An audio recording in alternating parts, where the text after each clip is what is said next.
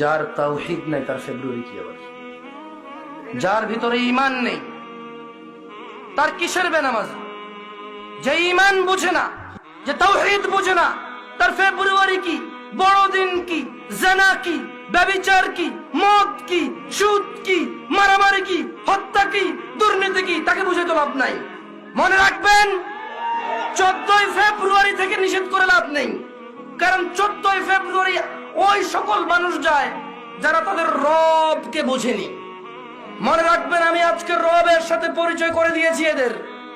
এরা যদি মনে করে 14ই ফেব্রুয়ারি যাবে আর ওদের মৃত্যু হবে ওই অবস্থায়, আর তাদের কোন ওলি মুর্শিদ আছে যে তাদের কবরে যাবে 14ই ফেব্রুয়ারির ওই ও নষ্টপনা, নোংরা ও অশ্লীলতার ওখানে গিয়ে তাদের কবরে গিয়ে কেউ তাদের রক্ষা করবে, ওলি আর মুর্শিদা আছে, আমি আর আপনি কি করতে পারি? এখানে দেখা যাবে সেদিন, যেদিন বিচার হবে, মানুষ আল্লাহর সামনে আসবে এককভাবে, একা একা।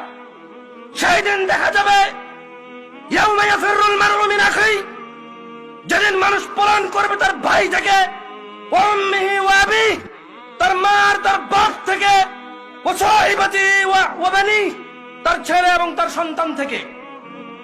সেই দিন দেখা যাবে যে তার 14ই ফেব্রুয়ারি তার আইডলরা, তার সিনেমার নায়করা, তার রাতের আনন্দের গায়করা, তার চোখের সন্তুষ্টির গায়িকারা, নায়িকারা তাকে কতটুকু উপকার করে।